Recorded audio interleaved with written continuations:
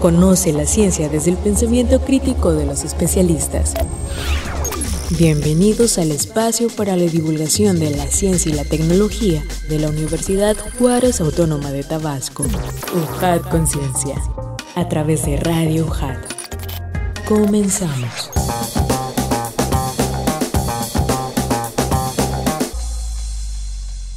¿Qué tal, público? Bienvenidos a Radio UJAT 107.3 FM Voz Universitaria. Muchísimas gracias por estar escuchando la estación de los Cuchimanes. Acompáñenos en ese programa UJAT Conciencia. Sean bienvenidos donde tenemos este conocimiento científico y pues estamos a través del 107.3 FM Voz Universitaria y en internet en radio.ujat.mx. Le mandamos un fuerte abrazo a quienes nos escuchan a través de la web porque con ustedes llegamos a más audiencia. En ese miércoles 19 de mayo de 2021 estamos muy contentos porque además durante esta semana se está llevando a cabo pues una celebración muy importante, ¿no? El Día Internacional de la Diversidad Biológica, que es el 22 de mayo, este domingo. Fíjense que ese programa es una producción original de la Universidad Juárez Autónoma de Tabasco, de la Secretaría de Investigación, Posgrado y Vinculación, realizado por la Dirección de Difusión y Divulgación Científica y Tecnológica. Y en esta emisión agradecemos al Consejo de Ciencia y Tecnología del Estado de Tabasco y por supuesto al Colegio de la Frontera Sur Unidad Villahermosa por el apoyo brindado en la realización de ese programa. Si quieren escribirnos sus comentarios y preguntas, lo pueden hacer a través de las redes sociales. Búsquenos en Facebook, Twitter y en Instagram como Ciencia y Tecnología UJAT. Y no se pierdan los detalles de los programas anteriores donde tenemos más del conocimiento no solamente de la UJAT, sino de otras fronteras. Búsquenos también en YouTube como Ciencia y Tecnología UJAT. Antes de conocer todo lo que vamos a platicar en esa ocasión, en ese programa, vamos a escuchar las noticias y otros contenidos que tenemos preparados para todos ustedes. La NASA prepara tecnología láser 100 veces más rápida para transmisiones espaciales. La NASA prepara un nuevo sistema llamado Demostraciones de Relevos de Comunicaciones Láser, LCRD, por sus siglas en inglés, con lo que se espera mayor efectividad y eficiencia en los archivos multimedia de las transmisiones de datos de las misiones espaciales, ya que la tecnología vigente se han usado desde los años 50, logrando que las transmisiones de datos con la Tierra sean 10 y 100 veces más veloces. Las innovaciones van desde más banda ancha, ondas de láser más estrechas y también los satélites LCDR estarán situados en una órbita geosíncrona a más de 35,000 kilómetros de la Tierra, pasando 2 años pruebas de funcionamiento, con lo que se espera que se puedan recibir y transmitir datos a 1.2 gigas por segundo en dichas pruebas. Se espera que en 2022 se utilice por primera vez el LCDR a través de un componente denominado Illuminate, ubicado en la Estación Espacial Internacional. La pérdida de nieve fresca está generando un aspecto oscuro en Groenlandia. Un estudio publicado en Geophysical Research Letters señala que la reducción de tormentas con su aporte de nieve fresca ha hecho que Groenlandia se esté oscureciendo. Al ser menos blanca refleja menos la luz solar, lo que acelera el calentamiento en su superficie, que desde 1982 se ha calentado al menos 2.7 grados Celsius. Para conocer las causas de dicho oscurecimiento, investigadores de la Universidad de Dartmouth viajaron a Groenlandia a fin de llevar a cabo 2 campañas de muestreo durante los veranos de 2016 y 2017, a lo que concluyeron que el problema se debe al reforzamiento de un fenómeno climático llamado bloqueo atmosférico, que puede afectar de forma estacionaria durante semanas ciertas regiones de Groenlandia y ha reducido el número de tormentas de nieve esenciales. Cuando la nieve cae y permanece en la superficie bajo el sol, cambia de forma y los copos se hacen más grandes, destacó Gabriel Lewis, uno de los autores principales del estudio. Ya en unas pocas horas y luego con los días se produce esa reducción de reflectividad y es por eso que la nieve fresca es tan importante, agregó Erich Ostenberg, investigador principal de este estudio. Científica mexicana identifica beneficios del consumo de planta arábica contra la obesidad. Claudia Ivette Pérez Díaz, postdoctorante en el Departamento de Farmacología del CIMBESTAB, documentó los efectos a nivel neurológico de una planta originaria de la península arábiga y que puede usarse como apoyo para el control de la obesidad. El estudio se enfocó en los mecanismos de la molécula conocida como catina, que está presente de manera natural en la planta de nombre científico Caltaedulus. Su investigación documentó que la planta cuenta con propiedades psicoestimulantes, por lo que las personas que mastican sus hojas hojas incrementan su energía y sensación de saciedad. Pérez Díaz señaló que actualmente se trabaja en nuevas combinaciones de fármacos que ayuden a perder peso a largo plazo. Por ello, el objetivo de esta investigación era demostrar cómo la catina actúa en el sistema nervioso central, principalmente en una estructura cerebral relacionada con la ingesta de alimento. Lo novedoso de la investigación es que la catina actúa principalmente a través del receptor D2 y como tratamiento contra la obesidad puede funcionar a corto plazo. Aunado con la combinación de otros fármacos, podría servir para una terapia a largo plazo. Efemérides científicas. El 17 de mayo celebramos el Día Mundial de las Telecomunicaciones y la Sociedad de la Información. Tiene como objetivo sensibilizar sobre las posibilidades que el uso de Internet y otras tecnologías de la información y la comunicación pueden ofrecer a las sociedades y a la economía, así como fomentar la necesidad de reducir la brecha digital. El 17 de mayo de 1749 nace Edward Jenner, investigador, médico rural y poeta, descubridor de la vacuna contra la viruela. En 1840, el gobierno inglés prohibió cualquier otro método de vacunación contra la viruela que no fuera el de Jenner. El 20 de mayo celebramos el Día Nacional del Psicólogo, establecido en 1988 por la Federación Nacional de Colegios, Sociedades y Asociaciones de Psicólogos de México. La fecha fue elegida porque un día como hoy fue cuando se entregó la primera licencia para ejercer la psicología en México. Este mismo día, 20 de mayo, conmemoramos el Día Mundial de las Abejas. Las Naciones Unidas declararon este día para crear conciencia sobre la importancia de los polinizadores, las amenazas a las que se enfrentan y su contribución al desarrollo sostenible. La polinización es un proceso fundamental para la supervivencia de los ecosistemas, esencial para la producción y reproducción de muchos cultivos y plantas silvestres. Casi el 90% de las plantas con flores dependen de la polinización para reproducirse. Asimismo, el 75% de los cultivos alimentarios del mundo dependen en cierta medida de la polinización y el 35% de las tierras agrícolas mundiales. Los polinizadores no solo contribuyen directamente a la seguridad alimentaria, sino que además son indispensables para conservar la biodiversidad. Y el 22 de mayo es el Día Internacional de la Diversidad Biológica. Es una fecha que se celebra por decisión de la Asamblea General de las Naciones Unidas para informar a la población y a los estados sobre las cuestiones relativas a la biodiversidad. Se eligió esta fecha porque coincide con el aniversario de la aprobación del Convenio sobre la Diversidad Biológica firmado en 1992.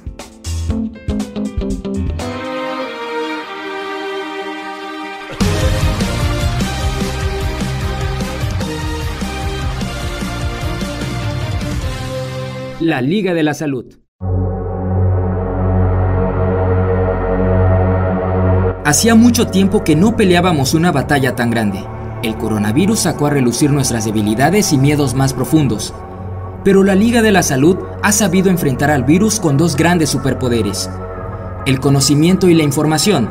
Tú también puedes ser un héroe de la salud, verificando la fuente de las noticias que escuchas o ves, revisando antes de compartir esa noticia que puede alarmar a los demás, teniendo la certeza de que el trabajo de los profesionales de la salud es resultado de la investigación de métodos y procedimientos científicos diseñados para nuestro bienestar. Los héroes de la Liga de la Salud se han preparado toda su vida para momentos como este, estudiando, investigando o capacitándose para tener una respuesta útil y eficaz cada que reciben el llamado de ayuda.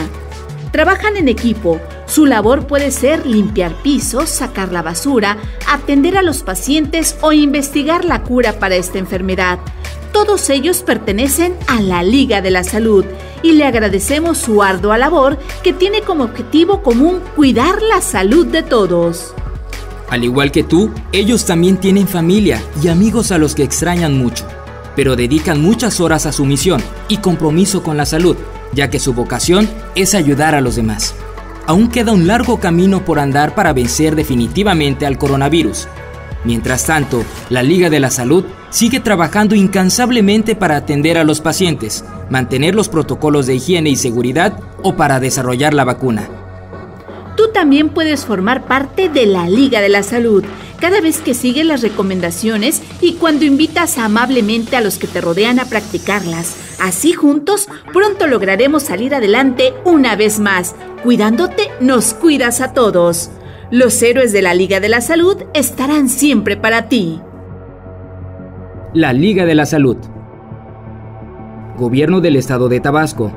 Consejo de Ciencia y Tecnología del Estado de Tabasco. UTAP. CORAT. Proyecto apoyado por el CONACYT. La Liga de la Salud.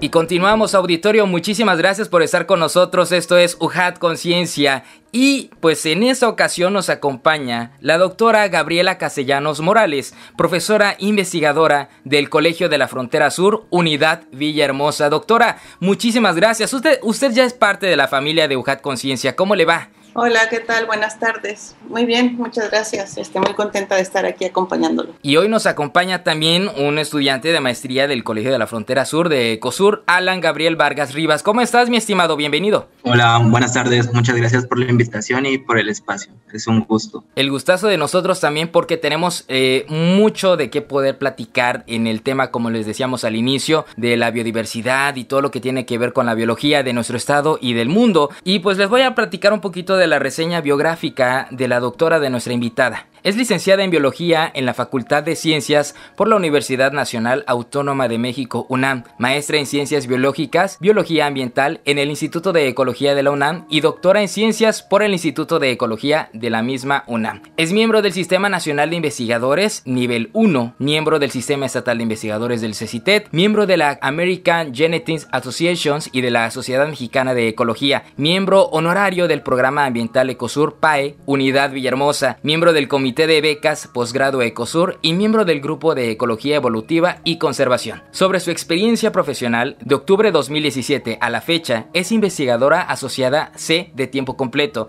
en el ECOSUR, en el Departamento de Conservación de la Biodiversidad, Grupo de Ecología Evolutiva y Conservación. De marzo 2015 a agosto 2017 fue asociada postdoctoral UBRIPRO, Facultad de Estudios Superiores FES Iztacala, con el proyecto Conavio, Diversidad Genética de las Especies de Curcubita en México e hibridación entre plantas genéticamente modificadas y especies silvestres. Ha sido parte de la publicación de 14 artículos científicos de sus alumnos de licenciatura en revistas indizadas, en revistas del Sistema de Clasificación de Revistas CONACYT y revistas arbitradas. Ha escrito 6 capítulos de libros arbitrados, así como documentos de políticas públicas, entre otros más. Ha participado en más de 25 congresos internacionales con ponencias o participando en cursos en el marco de dichos congresos. También contribuye a la dirección de tesis de licenciatura y posgrado, así como de comités tutelares. En cuanto a su labor como docente, ha impartido cátedra en el Colegio de la Frontera Sur Villahermosa, Universidad Autónoma Metropolitana Iztapalapa, en la UNAM y en diversos centros de investigación biológica y temas afines. Entre otras actividades, ha participado en la divulgación y vinculación en eventos organizados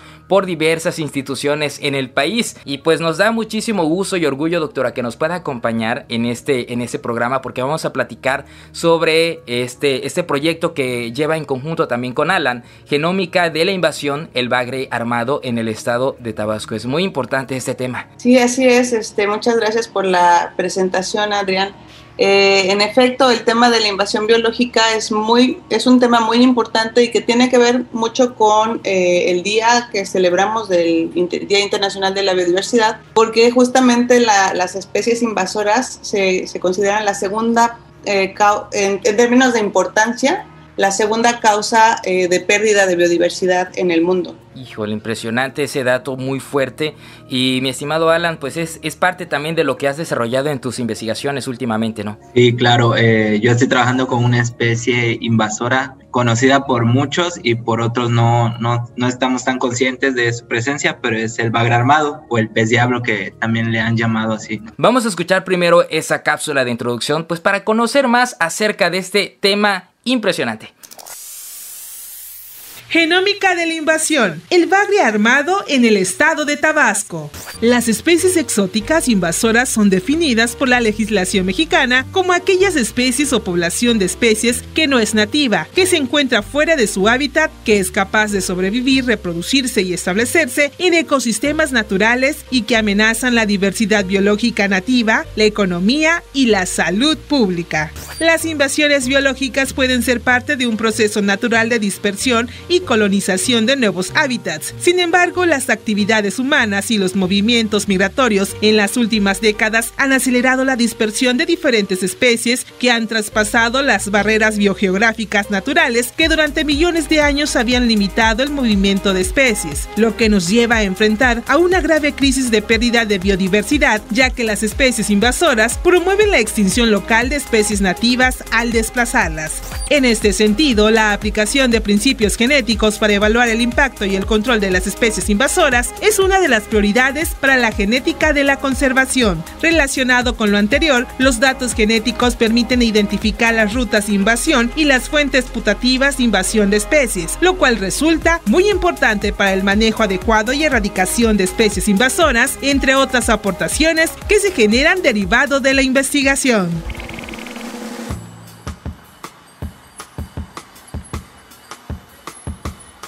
Ahora sí, los micrófonos van a ser de ustedes. Ya hablamos muchísimo y vamos a ir desarrollando lo que ustedes nos decían al inicio del programa. Es un dato muy interesante. Es la segunda causa de pérdida de biodiversidad en el país, en el estado de Tabasco. ¿Cómo surge el interés por investigar este tema? Pues mira, Adrián, yo de mi formación siempre me ha interesado mucho la parte de conservación de la biodiversidad, justamente. Pues de hecho mi tesis de licenciatura hice cosas más que tenían que ver con ecología, pero siempre enfocados en esta parte de conservación. Y una de las cosas que llamaba la atención era justamente, en ese entonces era en una reserva urbana, pues había muchos problemas con la presencia de perros y gatos ferales, que son pues los perros y gatos que tenemos en nuestras casas, que se escapan, ¿no? Y se vuelven como salvajes o medio silvestres, y entonces pierden como esta capacidad para socializar con el ser humano y se pueden volver incluso hasta agresivos hacia el ser humano.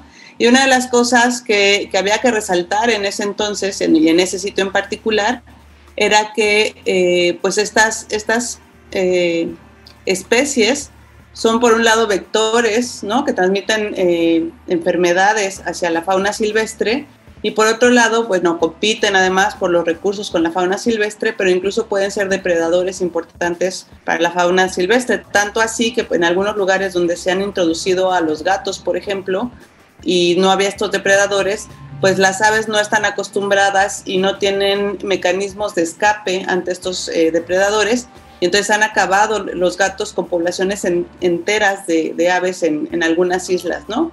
Y tenemos muchos otros ejemplos, no sé, por ejemplo, se introdujeron boas también en Isla Cozumel, y eso ha tenido un impacto muy fuerte en la diversidad de las poblaciones de roedores nativos de la isla. Entonces, por mi formación, pues siempre me ha llamado la atención el trabajo con las especies invasoras, y una de las preguntas justamente que tenemos es, pues, ¿qué hace que estas especies, ¿no?, que son introducidas, se vuelvan invasoras? Porque no todas las especies introducidas son invasoras, algunas nada más son especies exóticas, ¿no? Que incluso pues muchas de las plantas, por ejemplo, que tenemos en nuestros jardines son especies que son introducidas, pero eso no quiere decir que se vuelvan invasoras.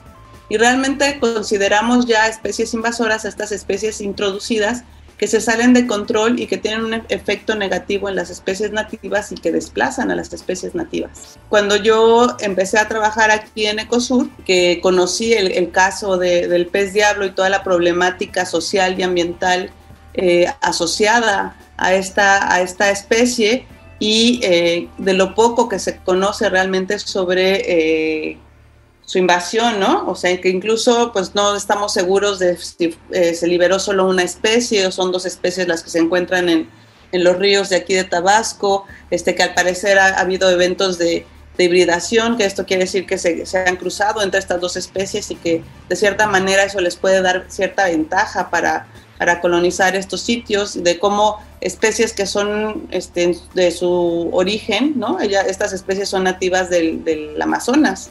que son ríos de agua dulce, pues cómo es que a partir de sitios aunque vengan de sitios de agua dulce, son capaces ya de encontrarse incluso en zonas donde la salinidad es alta, pues ya se encuentran en la actualidad hasta la zona de pantanos de Centla. Entonces, pues de ahí justamente surge un poco el interés de tratar de entender qué es lo que hace que esta especie invasora sea tan exitosa aquí en Tabasco. ¿Qué otras especies en el estado de Tabasco podemos considerar como invasoras? Sí, bueno, yo conozco sí hay registros de especies, también organismos acuáticos que son invasores. Por ejemplo, el lirio es una especie invasora. Y también hay diferentes especies de tilapias que son de origen africano y son especies invasoras en las cuencas de los ríos de Tabasco. Sí, también aquí en los ríos se han registrado otras especies de moluscos, algunos caracolillos, sí. Son especies invasoras. Sí, principalmente creo que las que tenemos aquí en Tabasco son de origen asiático y africano.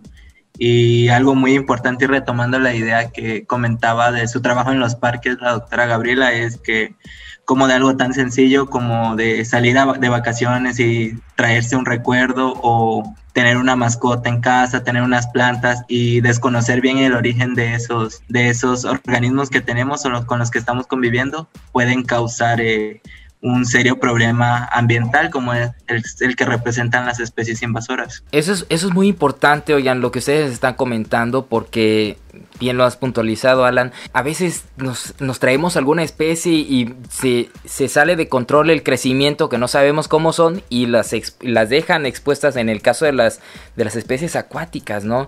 ¿Esto qué repercusiones tiene en la biodiversidad, en lo ecológico, en lo económico en nuestro estado y sobre todo en lo social? Sí, bueno, como bien lo indicas, los impactos no solo se limitan a lo económico y a lo ambiental, sino también generan unas repercusiones en el ámbito social, incluso en el aspecto cultural, porque pues la presencia de estas especies tiene diferentes impactos y uno de ellos es reducir las poblaciones de las especies nativas que tenemos en el estado o en la región, y que normalmente hay un arraigo cultural a estas especies. Entonces, los efectos sí pueden ser varios, en particular de la especie con la que estamos trabajando y que es del proyecto que nosotros representamos, que es el pez diablo, el bagre armado, pues genera repercusiones muy grandes en todos los aspectos, desde el aspecto ambiental, generando problemas de turbidez en los ríos,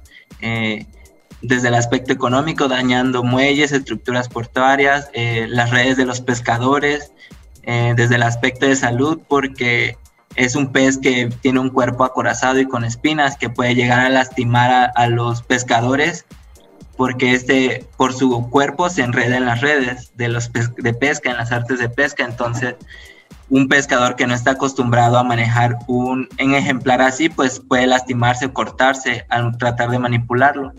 Y también en el aspecto de salud, porque también ya lo había comentado la doctora Gabriela, especies invasoras normalmente pueden esparcir parásitos que no son originarios de la región y que los organismos que tenemos aquí no están preparados para combatir, pero también en particular este pez que no es muy deseado para la pesca o para el consumo humano, pues pueden ser desechados sin un tratamiento adecuado y puede ser un problema sanitario, sobre todo en los puertos, ¿no? Porque se queda como un residuo ahí que genera malos olores, entran en estado de descomposición, acarrean moscas, mosquitos, y bueno, se complica el problema y le podemos ir rascando y hallando muchos más problemas a esta especie. Eso te iba a comentar porque precisamente porque también sobreviven fuera del agua, ¿no? ¿Puedes puntualizar nuevamente la trascendencia y el impacto que tiene este pez, estos plecos aquí en nuestro estado? De manera de impactos ambientales, pues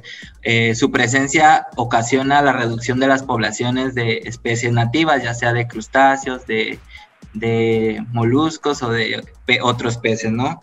También el daño a otros organismos que al convivir con él y ser un pez, de cierta forma llamarle territorial, puede dañar a los otros ejemplares.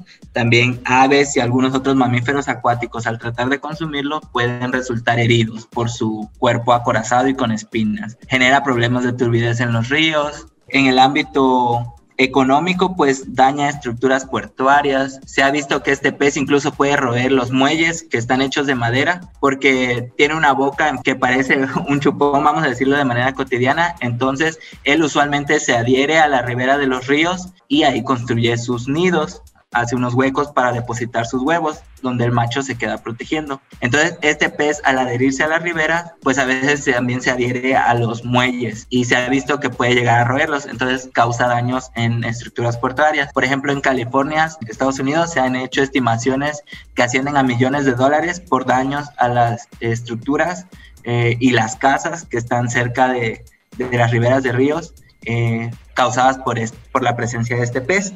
Y el que más nos aqueja a nosotros, pues es el impacto que tiene en la pesca y captura de organismos de interés comercial, ¿no? Ciudades, en municipios como en Balancán y Centla, pues muchos pescadores reportan una reducción de sus ingresos de hasta el 70%, causado por el incremento en las poblaciones del pez diablo, y que a ellos realmente cuando lo capturan, pues no le pueden dar un uso, es principalmente eso. Doctora, usted también nos planteaba anteriormente que se han generado híbridos o han encontrado híbridos, ya mutó, o no es la palabra correcta, también corríjame, si ya esta especie pues ya ha logrado fusionarse y seguir evolucionando dentro de otro territorio que es pues no completamente distinto, pero sí diferente al de donde estaban, ¿no? Sí, pues bueno, no sabría decirte si ya mutó, y justamente parte de las preguntas que queremos responder con esta investigación es, en efecto, ver si ya mutó o más bien la variación que tenían originalmente es lo que permite que se adapten a la salinidad. Lo que podemos decir es que ya se adaptó a estas nuevas condiciones de salinidad. Y una cosa que es interesante es justamente que se ha planteado que cuando tenemos un híbrido estamos hablando de dos especies que se cruzan y tienen descendencia, ¿no? Y entonces estas especies parentales pueden estar adaptadas a condiciones ambientales diferentes, ¿no? Y entonces el híbrido puede suceder que entonces tenga un rango ambiental mucho más amplio que incluya el de los dos padres. Y entonces puede ser que estos eventos de hibridación sean lo que permiten en parte al pez diablo el poder adaptarse tan bien a estas condiciones de alta salinidad y a estas distintas condiciones y ambientes, ¿no? Porque, bueno, si bien es una especie que es problemática y es invasora aquí en México, bueno, aquí en Tabasco y Chiapas no solo se ha registrado en estas zonas, también hay registros en Morelia. De hecho, pues se le conoce como pez diablo porque de los primeros registros son de la presa del Infiernillo, que está en Morelia. También ya se le ha registrado en Tamaulipas. Es un problema también importante en Estados Unidos, en California, como ya mencionaba Alan, pero también se ha detectado en Florida. En Asia también hay muchos estudios donde en Taiwán y en diferentes partes de Asia lo han detectado. Entonces, realmente este problema con el pez diablo es un problema a nivel mundial, no solo aquí en Tabasco, sino a nivel mundial. Y otra de las cuestiones que se sospecha es que, y que no estamos seguros todavía, es que al parecer pues estas invasiones se deben a liberaciones accidentales a partir de los centros donde crían peces para acuacultura, porque este pez diablo, que también se le llama plecos, es el que se vende normalmente en los acuarios como limpiapeceras. Entonces se cree que puede haber habido esta liberación accidental a partir de estos centros de crianza, o bien que pues los peces que vemos registrados pues han sido liberados pues no accidentalmente sino a propósito, ¿no? Por gente que los tiene en sus casas y pues de repente a lo mejor ya creció mucho, ya no les cabe en la pecera y entonces pues deciden liberarlo y los tiran en los arroyos y en los ríos sin considerar que pues no son especies nativas y que lo ideal sería pues no liberarlos a la naturaleza. Un punto también que el doctor Roberto Mendoza Alfaro de la Universidad de Nuevo León, Autónoma de Nuevo León, precisamente también explicaba cómo a algunos manatíes les pasaba algo similar. Platíquenos más del estudio que desarrollaron, que es muy importante y muy interesante. Gracias, sí, nada más para cerrar esa idea de que hablabas del manatí, una especie muy querida aquí en la región. En California también se han hecho estudios y se ha observado que esta especie, como bien lo menciona, se queda como un tipo de parásito muy cerca del manatí y se ha visto que llega a estresar a estos animales causando pues algunos problemas de salud y también a dañar su piel o hacerle cortes, ¿no? Entonces sí es un problema, pero es muy curioso verlos nadando cerca de los manatí porque pues es una imagen chistosa, curiosa.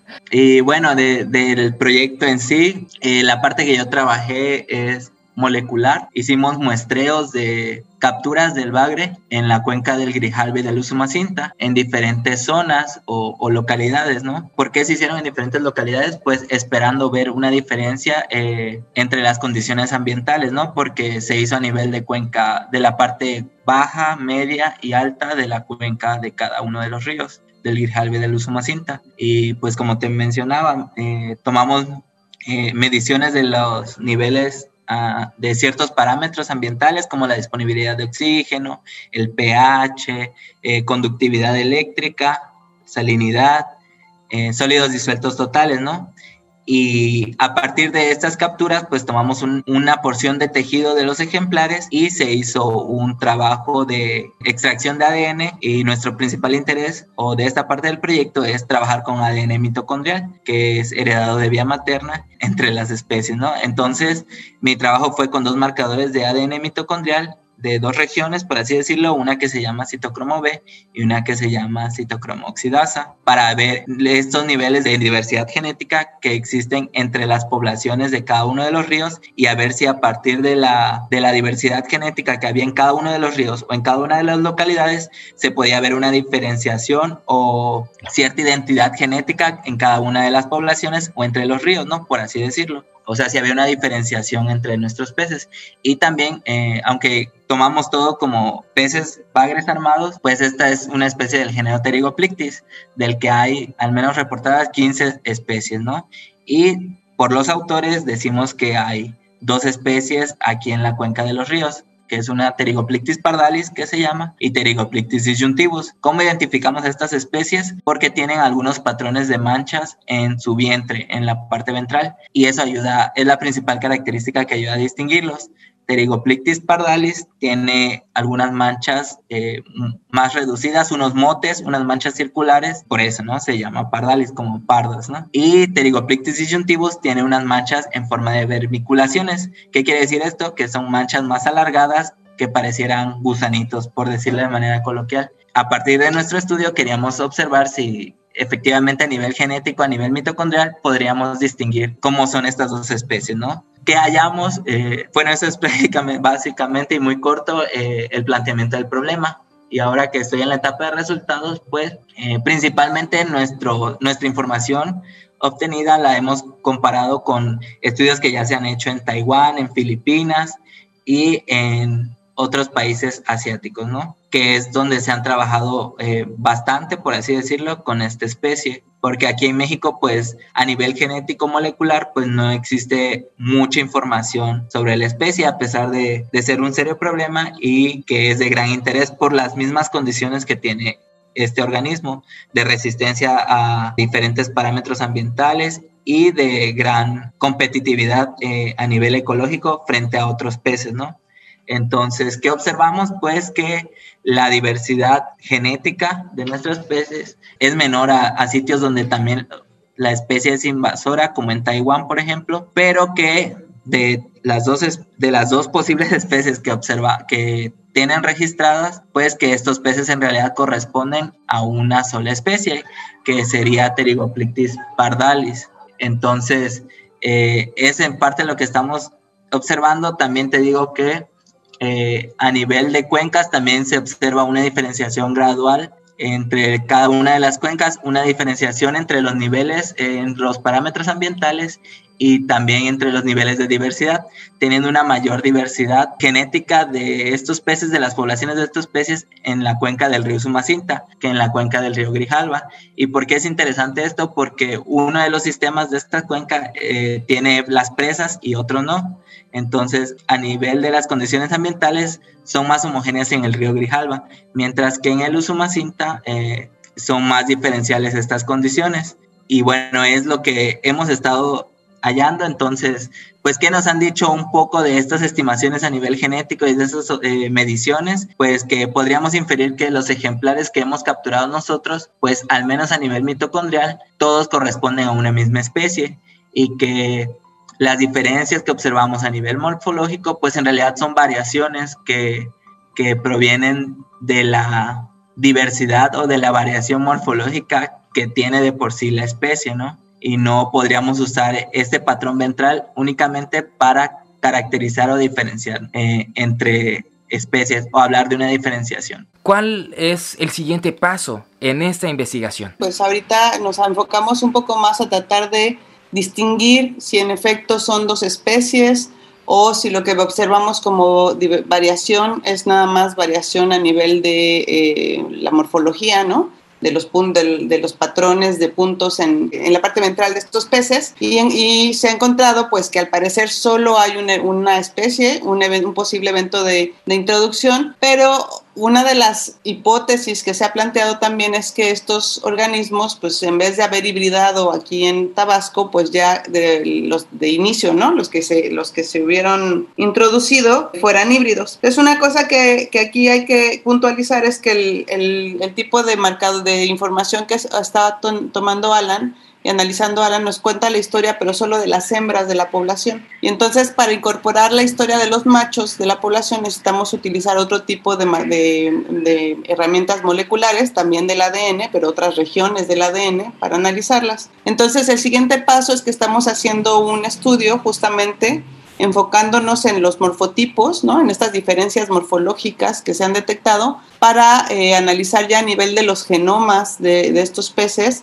si hay eventos, si podemos detectar estas señales de hibridación, ¿no? De que se trata de híbridos, y además con un estudiante de doctorado con estas muestras poblacionales, también con datos genómicos que se conocen como SNPs, que se están utilizando ya mucho en la actualidad. Pues lo que queremos tratar de hacer es tratar de identificar esos genes que pueden estar permitiendo que el pez diablo se adapte a la salinidad, para poder entender mucho mejor cómo es este proceso de adaptación, y eso tiene pues obviamente implicaciones también en poder entender un poco mejor el potencial invasor de estas especies y poder incluso más a futuro con diferentes simulaciones y modelos, tratar de inferir o de predecir sitios potenciales en donde se podría convertir en invasora esta especie. ¿Y cuáles son sus teorías? Platíquenos. Mira, de entrada, con lo que ha encontrado Alan, que la verdad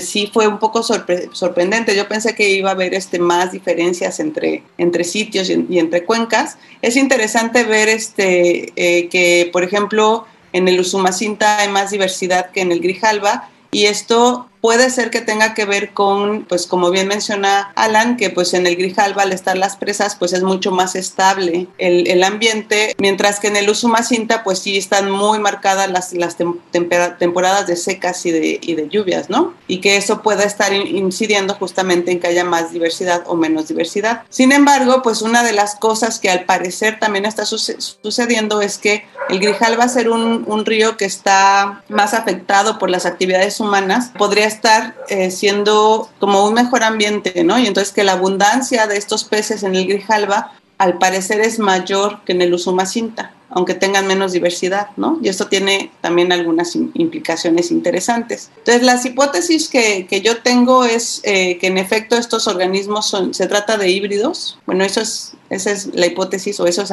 lo que a mí me gustaría encontrar. Claro que el que no, a veces es más interesante que no se cumplan las hipótesis que cuando sí se cumplan, ¿no? Pero la hipótesis que yo estoy planteando es que sí se trata de híbridos, pero que desde el origen ya eran híbridos, y que es estos procesos que permiten que se adapten, y entonces que lo que permite que se adapten a la salinidad es variación que tienen de origen por su historia evolutiva estas especies, y no tanto que sea variación que esté surgiendo por mutación, ¿no? No es que ya haya mutado o que haya mutado llegando aquí, que eso le haya permitido adaptarse, sino que más bien ya hay esa variación y eso es lo que les permite adaptarse. Son organismos muy, muy interesantes porque pues tienen unas habilidades, unas adaptaciones y para sobrevivir a la adversidad, ¿no?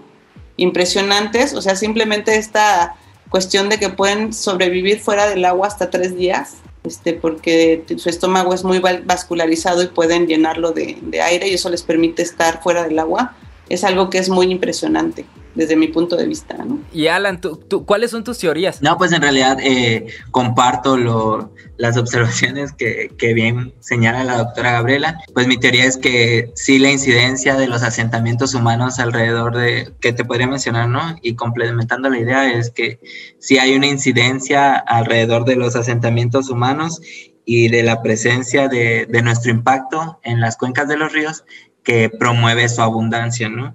Y que también esta especie todavía tiene un potencial enorme de diversidad y de adaptación, sobre todo, que tal vez no estamos dando por sentado o por hecho, y que aún puede aumentar mucho su presencia e incluso tener impactos mucho más grandes en la cuenca, ¿no? Hablando de esto mismo que mencionas, pues estamos en el marco del Día Internacional de la Diversidad Biológica, ¿no? El 22 de mayo. ¿Qué nos falta a nosotros como ciudadanos entender en relación a este tema? Empezando por responsabilidad de información, creo que es muy importante buscar información sobre, pues, qué especie queremos tener en nuestro acuario, qué especie queremos sembrar en nuestro patio o en nuestra calle, en nuestra colonia, de dónde viene esta especie, con qué otras plantas o animales se lleva bien, con qué otros no, y pensar un poco, reflexionar en qué impacto podría tener que nosotros pues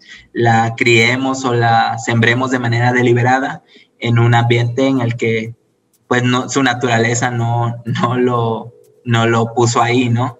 Sí, en el sentido de lo que dice Alan, tratar de que estas peces que tenemos en nuestros acuarios o las plantas que tenemos en nuestros jardines sean especies nativas del área en donde vivimos y que no sean especies introducidas, porque pues desconocemos muchas veces el efecto que pueden tener el estar introduciendo especies en el mediano y largo plazo. Hay muchos problemas, por ejemplo, de especies de insectos que se transforman en plagas, de hormigas introducidas que desplazan a las especies de hormigas nativas, y los impactos que eso genera en los ecosistemas, pues rompen el equilibrio y se pierden servicios ambientales. O sea, son impactos muy grandes que a lo mejor no los vemos de inmediato y en el corto plazo, pero en el mediano y largo plazo pues sí nos van a pasar factura. Por otro lado, si tenemos mascotas, ser dueños conscientes, ¿no? Entonces, que si tenemos un acuario y ya no queremos tener peces, pues pensar que tirarlos por el excusado o liberarlos, ¿no? Decían que muchos de estos problemas, o dice la literatura, que muchos de estos problemas de especies de peces introducidas se deban a algo que se le llamó el efecto Nemo, ¿no? De que a raíz de la película esta de Buscando a Nemo, pues mucha gente fue a liberar sus peces y pues que pues en sitios donde no son originarios, ¿no? Por así un lado. No era, ¿no? Así no se hace. Exacto, así no era, ¿no? Entonces, pues sí tener tratar de ir generando esa conciencia. Y pues por otro lado también, pues como bien decía Alan, hay algunas especies que han sido introducidas como la tilapia, que tienen pues más que nada fines comerciales, ¿no? Y entonces que a lo mejor pues habría que evaluar qué tanto vale la pena o qué tanto podemos seguir implementando ese tipo de acciones, y pues qué tanto nos conviene más bien pues modificar nuestro comportamiento y aprovechar las especies que son nativas. Sí, usualmente todo lo que le rascamos se reduce a tener un consumo más responsable y también actividades más responsables y amigables con el ambiente. ¿Quiénes participan en esta investigación? ¿Quiénes se vinculan con este estudio tan importante? Sí, bueno, este es un estudio en el que estamos nosotros de COSUR, estoy yo, está el doctor Everardo Barba, hay varios estudiantes asociados, está Alan y está Francisco Miranda, y de la UJAT está Alberto de Jesús Sánchez, que también nos ha apoyado mucho y su conocimiento ha aportado mucho al proyecto. Pues un saludo a ellos también y agradecerles por todo el aporte que han hecho. ¿Algo más con lo cual quieran cerrar y despedirse? Reflexionar nuestras acciones, nuestro día a día, y detenernos a pensar unos segundos cómo cada acción de consumo, de de estar en la casa frente a la computadora, con el aire acondicionado frente a la televisión, o de tener mascotas, tener plantas, irse a pasear, irse de viaje, traerse un recuerdo, pensar en cómo eso podría afectar de manera negativa al ambiente y buscar la forma de darle la vuelta, ¿no? De tener un comportamiento más amigable. Sí, en este sentido, pues no quiere decir que dejemos de hacer las cosas que hacemos, ¿no? Sino más bien buscar la manera de hacerlas, pero con el menor impacto posible. También compartir la información que tengamos, sea mucha o sea poca, con nuestros amigos, vecinos, familiares. Ha sido de verdad un placer, un gusto. Doctora, ¿quiero aportar algo más? Sí, pues nada más agradecerte por la invitación, Adrián, y por el espacio, y bueno, que en el marco del Día Internacional de la Biodiversidad, pues recordemos que aunque suene muy repetitivo, pues sabemos que México es un país muy rico en biodiversidad y que tenemos especies realmente que son muy, muy maravillosas en términos de hermosas, ¿no? Muy, muy bonitas. Somos cuna y centro de domesticación, ¿no? Del mundo, y que todo eso está asociado a justamente la gran diversidad biológica que posee nuestro país.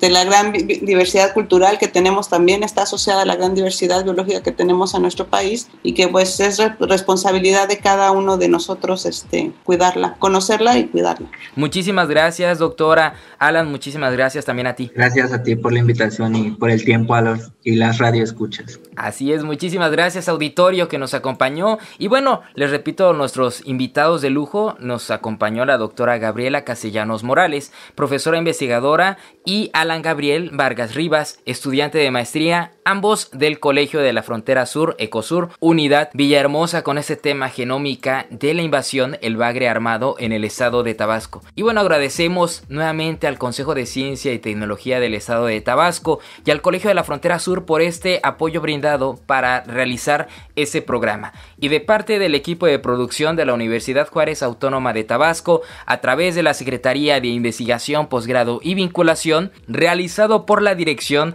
de Difusión y Divulgación Científica y Tecnológica. Soy Adrián de Dios y recuerden, UJAT, estudio en la duda, acción en la fe. Esto fue una producción de la Secretaría de Investigación, Posgrado y Vinculación con el Centro de Comunicación y Radio UJAT. Los esperamos en la siguiente emisión en UJAT Conciencia.